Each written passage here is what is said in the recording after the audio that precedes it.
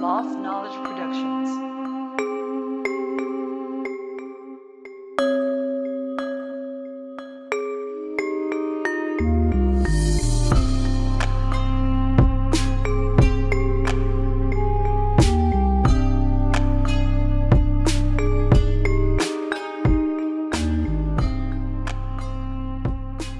Good afternoon, everybody. It's Coach D back at it again live, one time for your mind. Another episode in the Coach D Fighting His Life podcast. We're going with episode 6 this time. Today, we're going to talk about something different. We're going to actually talk about something that has to do with martial arts. And specifically, we're going to talk about how to become an elite striker as a mixed martial artist, meaning a fighter that's competing in mixed martial arts, MMA. How do you become an elite striker? And I picked this subject because I get these questions asked a lot to me, and as of lately, and sometimes in my inbox or in my comments section, people always want to pick my brain about what I know or what I think about this or what I think about that, and I'm always speaking about it in class when I'm teaching my fighters, or we're going over drills, we're going over different things, and when I'm showing them some knowledge and wisdom and understanding about the striking game. For those that aren't into mixed martial arts or boxing or kickboxing, striking is just another word for kickboxing, Muay Thai, boxing. Striking is pretty much a universal word you use, considering all the arts of striking: Taekwondo, karate, kung fu, boxing, Muay Thai, Dutch kickboxing, full contact kickboxing, etc. So that's what the word striking is such a universal word for that. So I want to talk about this because there's a lot, as we see in MMA these days, is that for me, I can kind of count on, I think maybe one hand, two hands of some of the top elite strikers that's came inside the octagon of mixed martial arts, as far as UFC and Bellator goes. This is a very, very important subject for the fact that I believe that as much as I've been coaching, like I said, I've been coaching for almost 15 years. As long as I've been coaching and as long as I've been doing the MMA game, it's like I see that if there's one thing that I don't see progress very often is the striking element of mixed martial arts. And so I want to touch on that. I want to actually give some pointers and tell you the things you need to do and to become an elite striker, and how you handle that mentally, emotionally, and physically. It's a big thing. So I'll say this: I know there's guys that I've seen that has 10 plus 20 fights, 15, 20 fights, whether they fight on a local level or they fight on the high level. And I want to point out the high level more because you would think a guy that fights in an MMA as far as Bellator or UFC or ONE FC goes, or these other organizations, you would think that the level of striking would be a lot more better. So I want to kind of break it down and tell you how to change that. And I also want to talk to you about why it's like that. So we'll talk about why it's like that first. The reason why we don't have elite strikers in MMA is because fundamentals. We lack those so much. Fundamentals. We do minimum fundamentals, and then we skip to trying to do things that we're not ready to do. Or what happens is you work on fundamentals, and you have to have a coach that's willing to correct every mistake that you make in order for you to get better.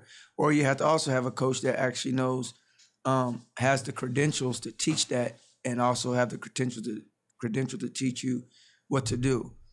In MMA, grapplers like jiu-jitsu guys and wrestlers, they're pretty much, there's more of those.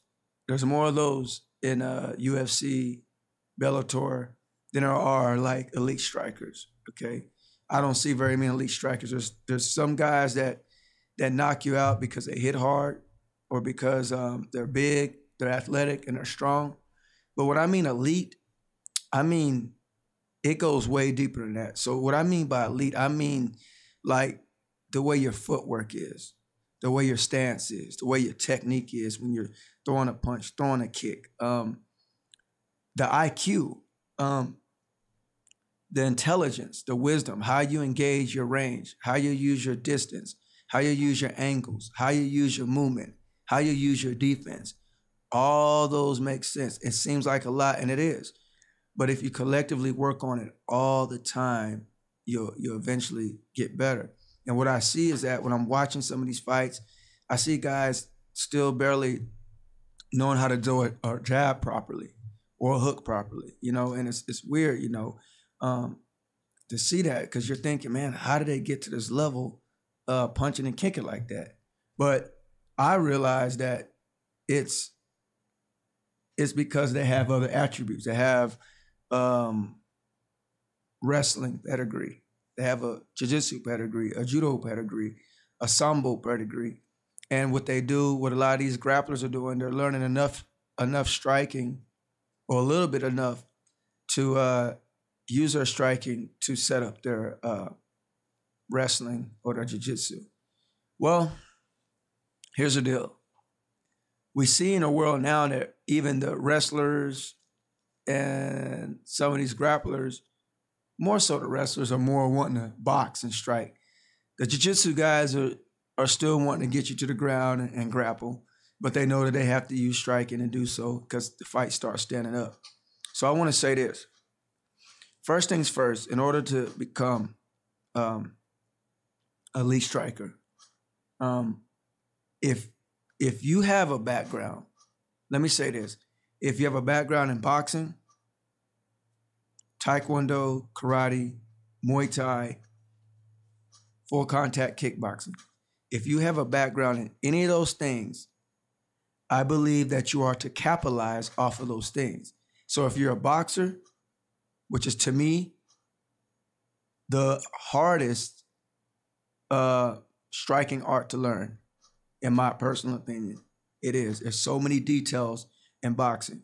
But if you have that boxing background, then I would suggest that you capitalize off that and add to your arsenal by adding the kicks, adding the clinch, adding those other tools to capitalize off that. If you're a taekwondo specialist, I would keep your kicks, but I would add boxing movement, boxing fundamentals, boxing footwork. Muay Thai, some of the things in Muay Thai that's dangerous, like the elbows, the knees, the clinch.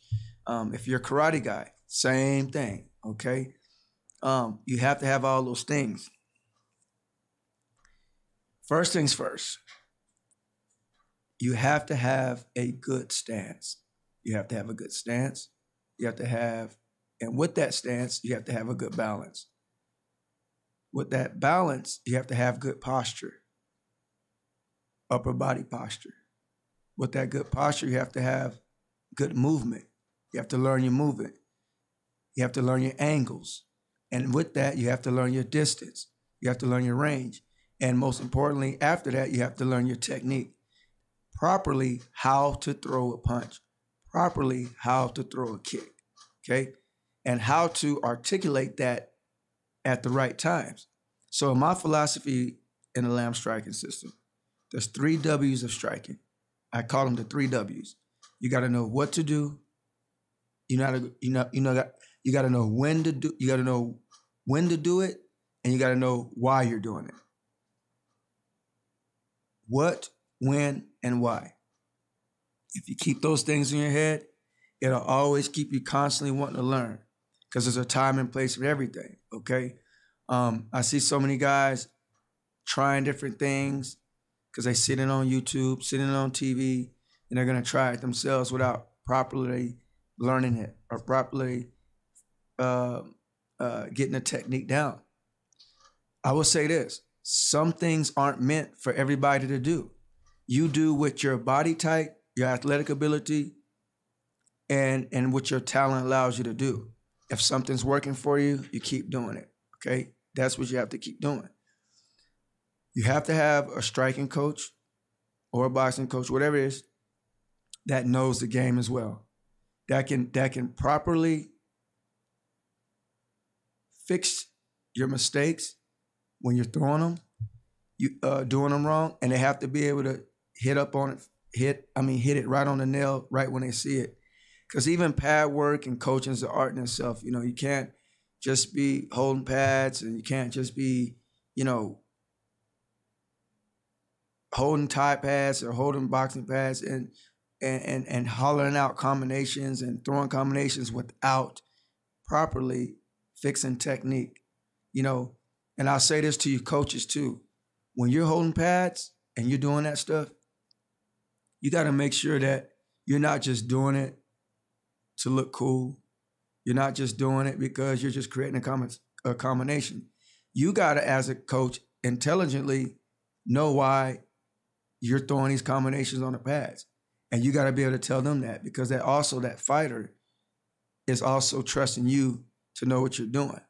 And I'm seeing what I see now a lot of days, there's a lot of people coaching that don't need to be coaching. There's a lot of people with small credentials or slim to none at all, or just a few, that's trying to teach somebody else how to strike. And this is what I'm seeing a lot.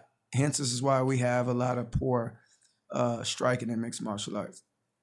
So you have to, now, you're going to have to know if you're doing mixed martial arts, you're going to have to know how to kick.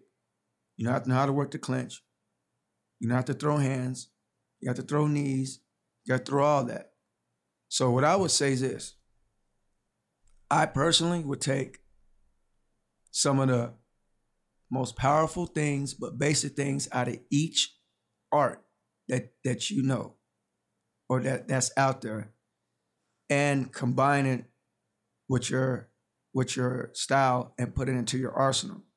Now, granted, everybody's going to have a different style. Shorter people are going to fight different. Taller people are going to fight different. That's just the way it goes. Slender people will fight different. Wider people will fight different.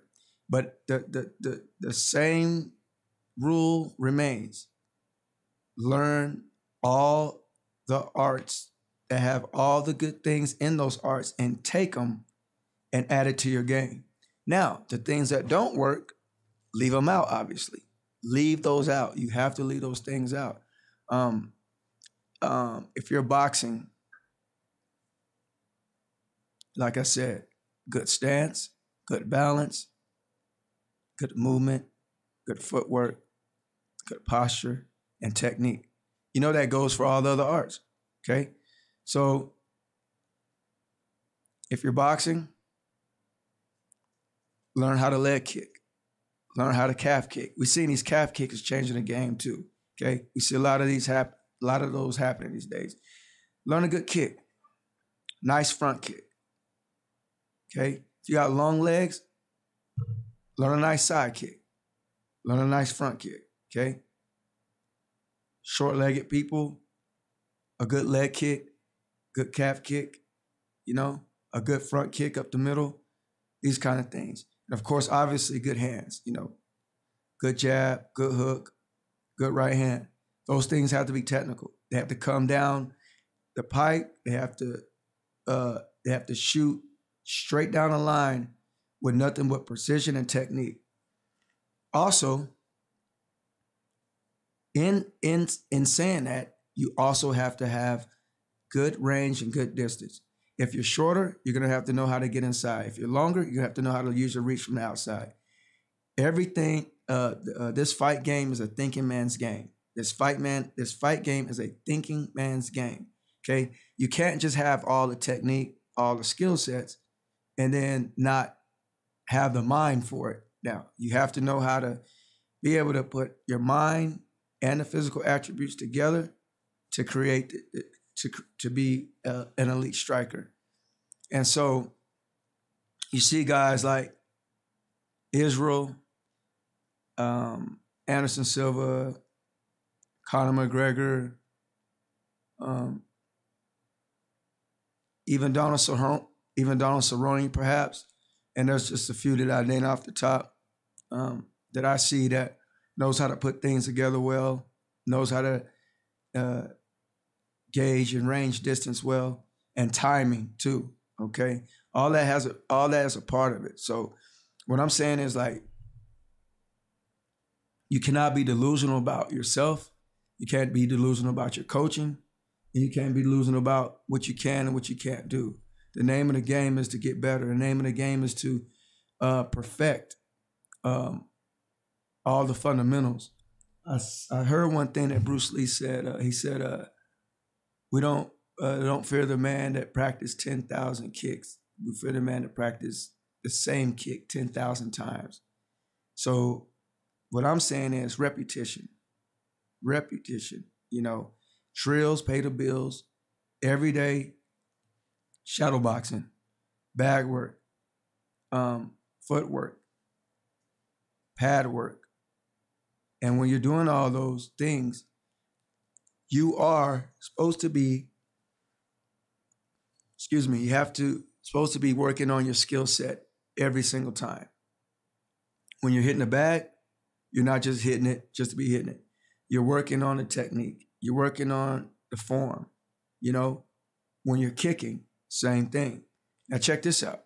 Sparring. When you're sparring is not to try to kill each other. Sparring is to actually work on the things that you've been working on in practice with your coach, and to try to articulate that in a sparring session. That's how you get better, you know, working on those things. You don't work on all these things on your own or with your coach or with your team and then go and sparring and don't try to implement some of this stuff in your style. That's how you know what works, and that's how you know what don't work.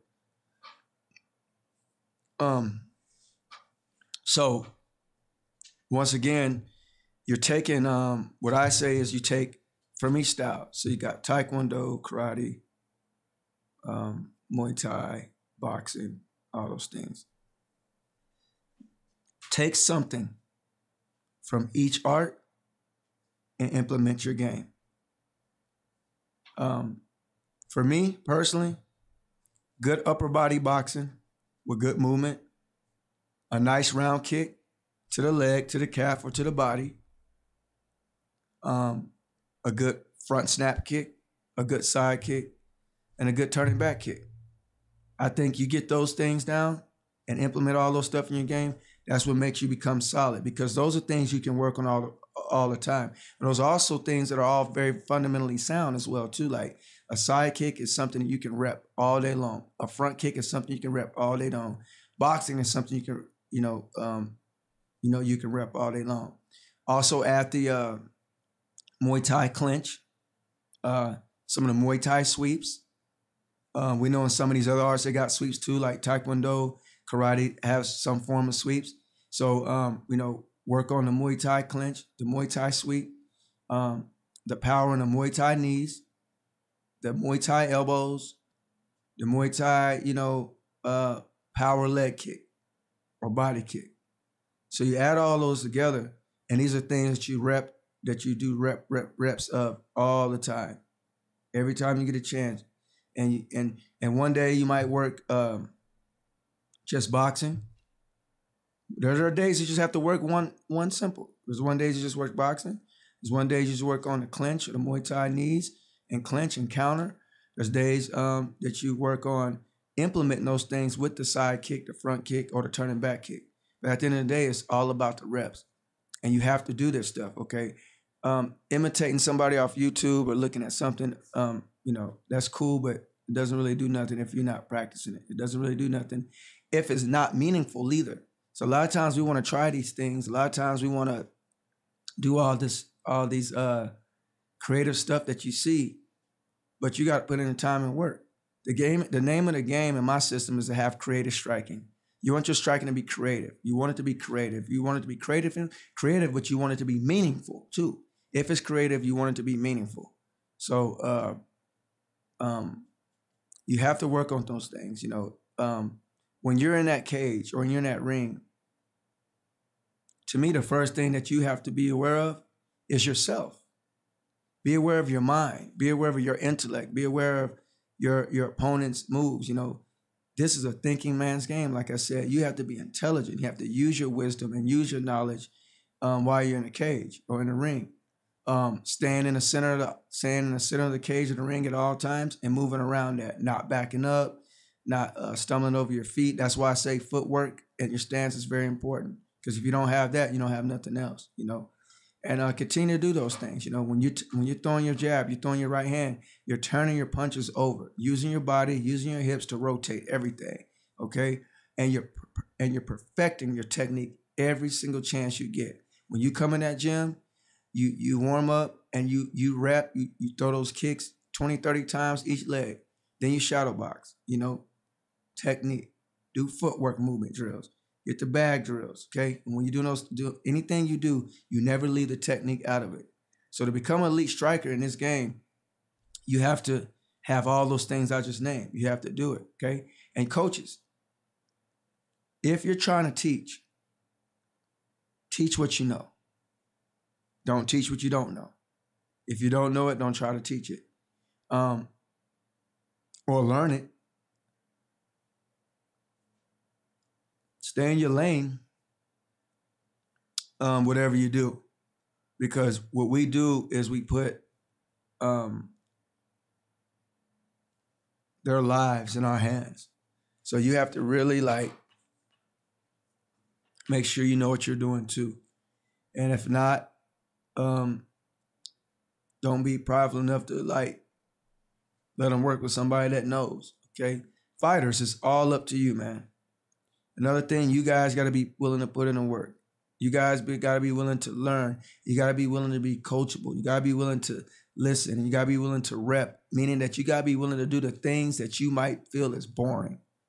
You might be willing to do the things you might feel is wasting your time or you're tired of doing or you feel like it's too many reps of. You got to be willing to do those things. The same way I coached years ago is the same way I do now. I just add to my style, do different creative combinations, creative striking.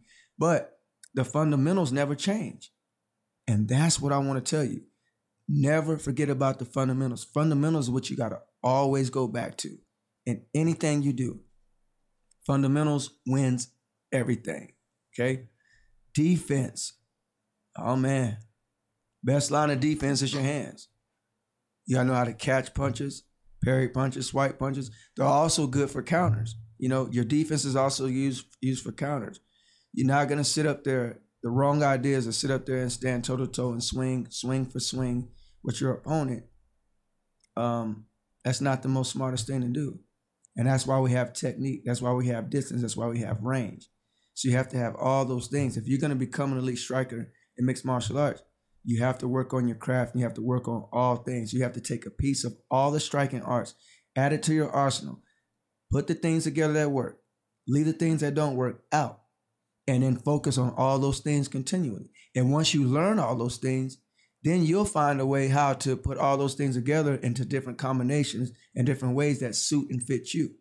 Because ultimately, when you're in there, it's you fighting, so you got to be able to see that stuff. You have to have you have to have an IQ that's unbelievable, And if you do those things, you'll see that you won't get hit much. And then when you do get hit, it's how you get hit. How you roll, how you roll with the punches, how you roll with them. Because everybody gets hit. Slipping and moving in front. Not standing in front of your opponent too long to get them time to set up to start figuring you out. Always fighting off the center line. You're always moving off the center line, adjusting off that center line. Everything you do, using your ankles, using your movement at the right time. That's where we're at. So in order to do that, man, it takes a lot of practice. And I learned that practice makes permanent. We need a lot of more coaches to be aware of it. Fortunately for me, you got different coaches. You got a boxing coach. You got a Muay Thai coach, a kickboxing coach, karate teacher, a Taekwondo teacher, what's been fortunate for me in my style in the Lamb striking system is that I have everything I just named. I have all those credentials. And I fought Taekwondo, I fought karate, I fought Muay Thai, I fought full contact kickboxing, won a world title, full contact kickboxing, and I fought boxing. So I know, been in the ring, and MMA I have as well. So I've been in the ring in all form and fashion. Also, like for you strikers in mixed martial arts, you know what you also have to do, right? You have to adjust your stance. You have to adjust your stance for defending a takedown, you know. And let me ask you this. I'm gonna say this. How do you become comfortable in being a striker that you want to be in mixed martial arts? Well, the answer to that is work on your takedown defense, work on your grappling. So just as much as you're working on your striking, as much you need to work on your grappling. So that way you can do what you want to do without the fear of being taken out or fear of being submitted. And how you do that? Same thing, reps. But if you're going to be the elite striker, these are the things you have to do in order to oppose your will on everybody.